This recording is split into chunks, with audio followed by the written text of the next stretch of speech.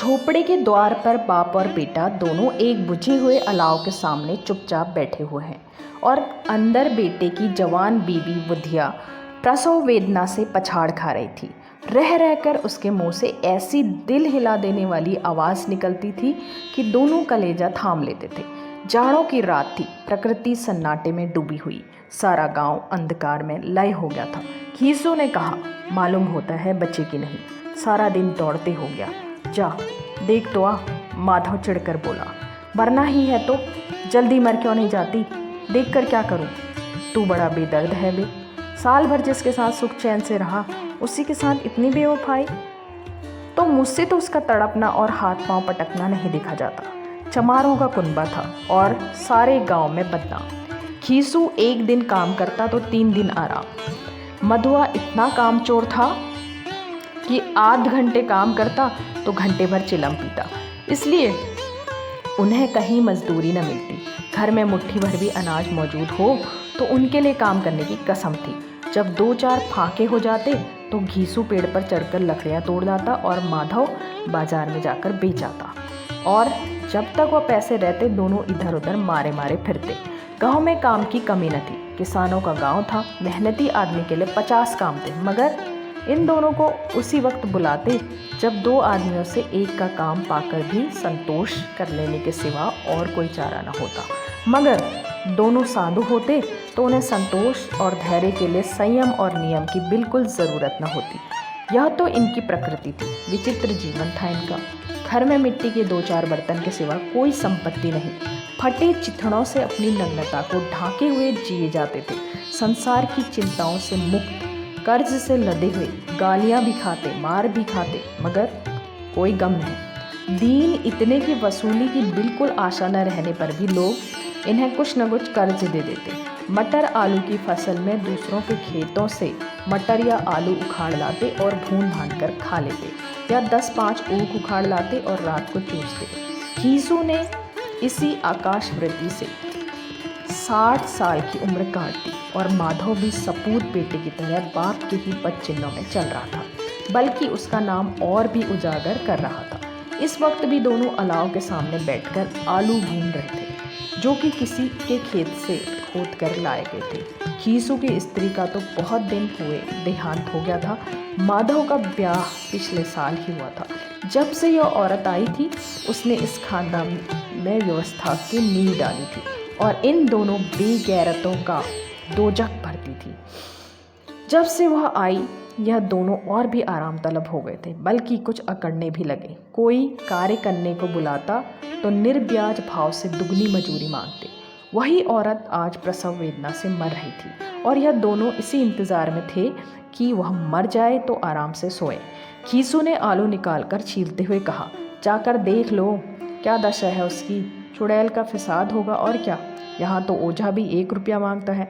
माधव को भय था कि वह कोठरी में गया तो घीसू आलू का बड़ा भाग साफ न कर दे। बोला, मुझे वहाँ जाते डर लगता है। डर किस बात का, मैं तो यहाँ हूँ ही, तो तुम ही जाकर देखो ना।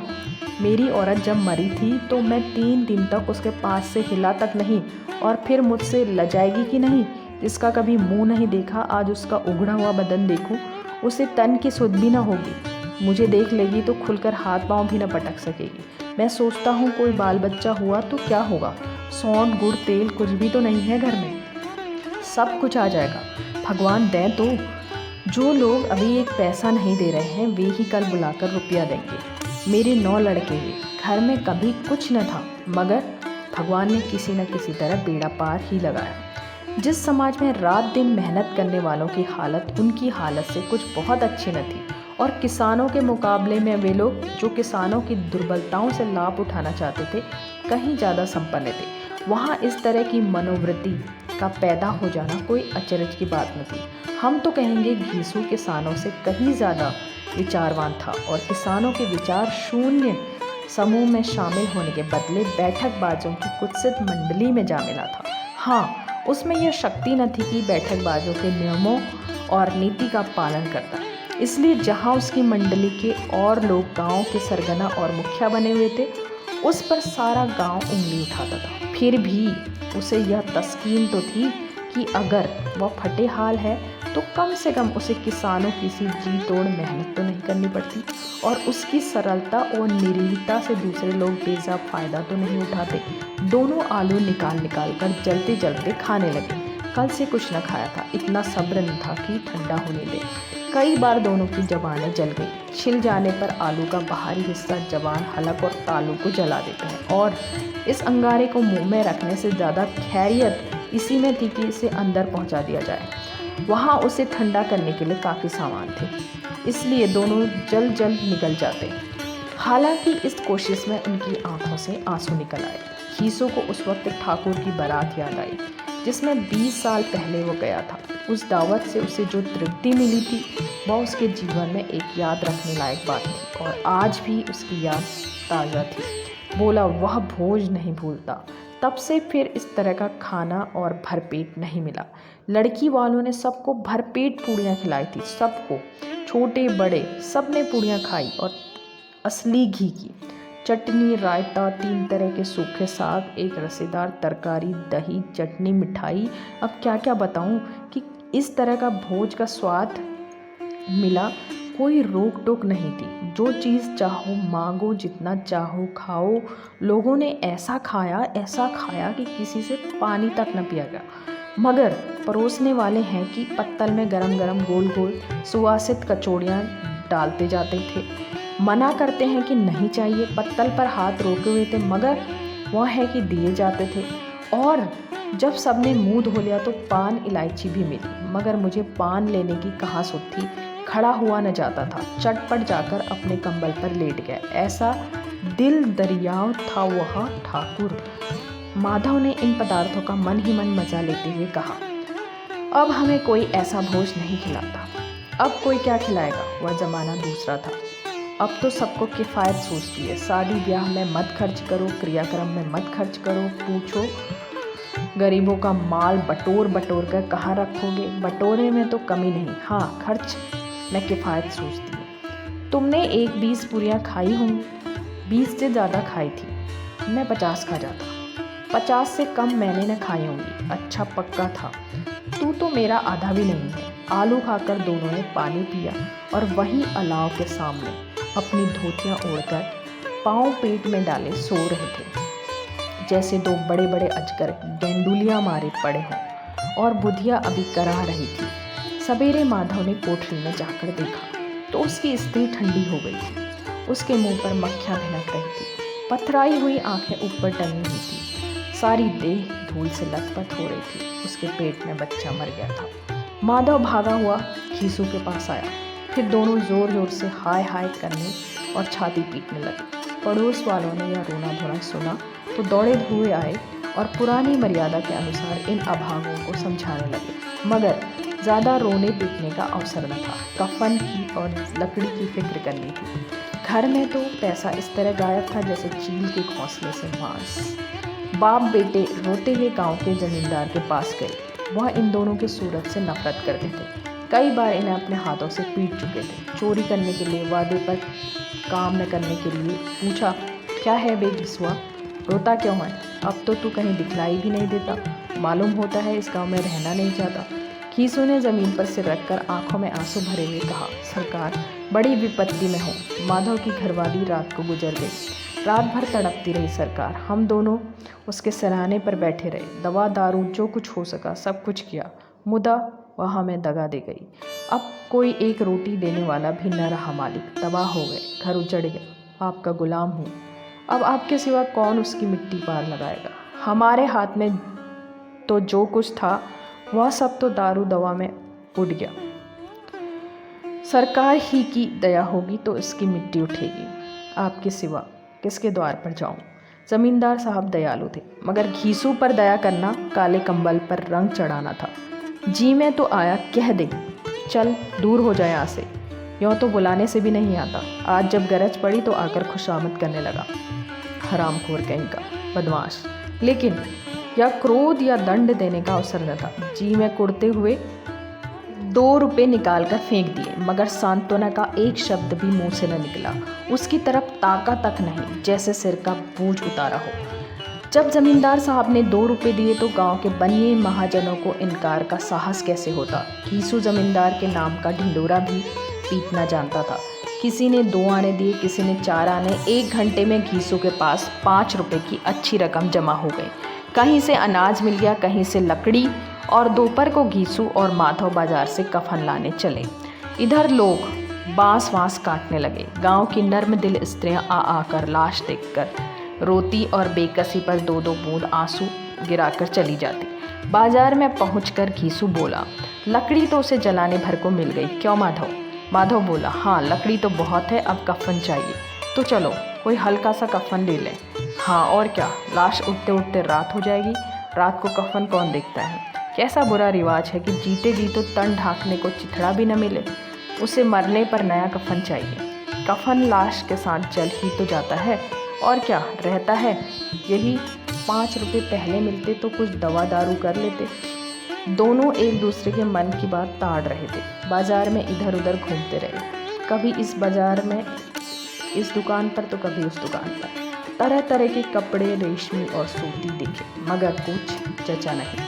यहाँ तक कि शाम हो गई। तब दोनों न जाने किस देवी प्रेरणा से एक मधुशाला के सामने जा पहुंचे और जैसे किसी पूर्व निश्चित व्यवस्था से अंदर चले गए। वहाँ जरा देर तक दोनों असमंजस में खड़े रहे। फिर घीसू ने गद्दी के सामने जाकर कहा, साहू जी 1 बोतल हमें भी देना। उसके बाद कुछ चिखोना आया, तली हुई मछली आई और दोनों बरामदे में बैठकर शांतिपूर्वक पीने लगे। कई कुज्जियाँ ताबड़तोड़ पीने के बाद दोनों सरूर में आ गए। घीसू बोला, कफन लगाने से क्या मिलता, आखिर जल ही तो जाता, कुछ बहू के साथ तो न जाता। माधव आसमान की तरह देखकर बोला, मानो देवताओं को अपनी निष्पापता का साक्षी बना रहा हो। दुनिया का दस्तूर है, नहीं लोग बाभानों को हजारों रुपये क्यों देते। कौन देखता है परलोक में मिलता है या नहीं। बड़े आदमियों के पास धन है, फूकें, हमारे पास फूकने को क्या है। लेकिन लोगों को क्या जवाब दोगे, लोग पूछेंगे नहीं कफन कहाँ है। घीसू हंसा, अब एक कह देंगे रुपये कमर से खिसक गए, बहुत ढूंढा मिले नहीं, लोगों को विश्वास ना आएगा, लेकिन फिर वही रुपये देंगे। माधव भी हंसा इस अनअपेक्षित सौभाग्य पर, बोला, बड़ी अच्छी थी बेचारी, मरी तो खूब खिला पिलाकर, आधी बोतल से ज़्यादा उड़ गई। घीसू ने 2 सेर पूड़ियाँ मंगाई, चटनी, अचार, कलीजियाँ। शराब खाने के सामने ही दुकान थी। वो लपक कर 2 पत्तलों में सारे सामान ले आया। पूरा 1.5 रुपया खर्च हो गया, सिर्फ थोड़े से पैसे बचे रहे। दोनों इस वक्त इस शान में बैठे पूड़ियाँ खा रहे थे जैसे जंगल में कोई शेर अपना शिकार उड़ा रहा हो। न जवाबदेही का खौफ था, न बदनामी की फिक्र। इन सब भावनाओं को उन्होंने बहुत पहले ही जीत लिया था। घीसू दार्शनिक भाव से बोला, हमारी आत्मा प्रसन्न हो रही है तो क्या उसे पुण्य न होगा। माधव ने श्रद्धा से सिर झुकाकर तस्दीक की, ज़रूर से होगा। भगवान तुम अंतर्यामी हो, उसे बैकुंठ ले जाना। हम दोनों हृदय से आशीर्वाद दे रहे हैं। आज जो भोजन मिला वह कभी उम्र भर न मिला था। एक क्षण के बाद माधव के मन में एक शंका जागी। बोला, क्यों दादा, हम लोग भी एक न एक दिन वहाँ जाएंगे ही। घीसू ने इस भोले भाले सवाल का कुछ उत्तर न दिया। वह परलोक की बातें सोचकर इस आनंद में बाधा न डालना चाहता था। जो वहाँ हम लोगों से पूछे कि तुमने हमें कफन क्यों नहीं दिया तो क्या कहेंगे? कहेंगे तुम्हारा सिर। पूछेगी तो ज़रूर, तू कैसे जानता है उसे कफन न मिलेगा? तू मुझे ऐसा गधा समझता है? 60 साल क्या दुनिया में घास खोद रहा हूँ, उसको कफन मिलेगा और बहुत अच्छा मिलेगा। माधव को विश्वास न आया। बोला, कौन देगा? रुपये तो तुमने चट कर दिए। वह तो मुझसे पूछेगी उसकी मांग में सिंदूर मैंने डाला है। कौन देगा? बताते क्यों नहीं? वही लोग देंगे जिन्होंने अब के दिया। हाँ, अब के रुपये हमारे हाथ में आएंगे। ज्यों-ज्यों अंधेरा बढ़ता था और सितारों की चमक तेज होती थी, मधुशाला की रौनक भी बढ़ती जाती थी। कोई गाता, कोई डींग मारता, कोई अपनी संगी के गले लिपटा जाता, कोई अपने दोस्त के मुंह में कुल्हड़ लगाए देता। वहाँ के वातावरण में सुरूर था, हवा में नशा। कितने तो यहाँ आकर एक चुल्लू में मस्त हो जाते। शराब से ज़्यादा यहाँ की हवा उन पर नशा करती थी। जीवन की बाधाएं यहाँ खींच लाती थी और कुछ देर के लिए अब भूल जाते थे कि वे जीते हैं या मरते हैं, या न जीते हैं न मरते हैं। और यह दोनों बाप बेटे अब भी मज़े ले लेकर चुस्कियाँ ले रहे थे। सबकी निगाहें इन्हीं की ओर जमी हुई थी। दोनों कितने भाग्य के बली हैं, पूरी बोतल बीच में है। भर पेट खाना खाकर माधव ने बची हुई पूड़ियों का पत्तल उठाकर एक भिखारी को दे दिया, जो खड़ा इनकी ओर भूखी आंखों से देख रहा था और देने के गौरव, आनंद और उल्लास का अपने जीवन में पहली बार अनुभव किया। खीसू ने कहा, ले जा, खूब खा और आशीर्वाद दे। जिसकी कमाई है वह तो मर गई, मगर तेरा आशीर्वाद उसे ज़रूर मिलेगा। रोए रोए से आशीर्वाद दो, बड़ी गाढ़ी कमाई के पैसे हैं। माधव ने फिर आसमान की तरफ देखकर कहा, वह बैकुंठ में जाएगी दादा, बैकुंठ की रानी बनेगी। खीसू खड़ा हो गया और जैसे उल्लास की लहरों में तैरता हुआ बोला, हाँ बेटा, बैकुंठ में जाएगी। किसी को सताया नहीं, किसी को दबाया नहीं, मरते मरते हमारी ज़िंदगी की सबसे बड़ी लालसा पूरी कर गई। वह न बैकुंठ जाएगी तो क्या ये मोटे लोग जाएंगे, जो गरीबों को दोनों हाथों से लूटते हैं और अपने पाप को धोने के लिए गंगा में नहाते हैं और मंदिरों में जल चढ़ाते हैं। श्रद्धालुता का यह रंग तुरंत ही बदल गया। अस्थिरता नशे की खासियत है। दुख और निराशा का दौर हुआ। माधव बोला, मगर दादा, बेचारी ने जिंदगी में बड़ा दुख होगा, कितना दुख झेल कर मरी। वह आंखों पर हाथ रखकर रोने लगा, चीखें मारने लगा। खीसू ने समझाया, क्यों रोता है बेटा, खुश हो कि वह माया जाल से मुक्त हो गई, जंजाल से छूट गई। बड़ी भाग्यवान थी जो इतनी जल्दी माया मोह के बंधन तोड़ गई। और दोनों खड़े होकर गाने लगे, ठगनी क्यों नैना झमकावे ठगनी। पियक्कड़ों की आंखें इनकी ओर लगी हुई थी और यह दोनों अपने दिल में मस्त गाए जाते थे। फिर दोनों नाचने लगे, उछले भी, कूदे भी, गिरे भी, मटके भी, भाव भी बताए, अभिनय भी किए और आखिर में नशे में मदमस्त होकर वहीं गिर पड़े।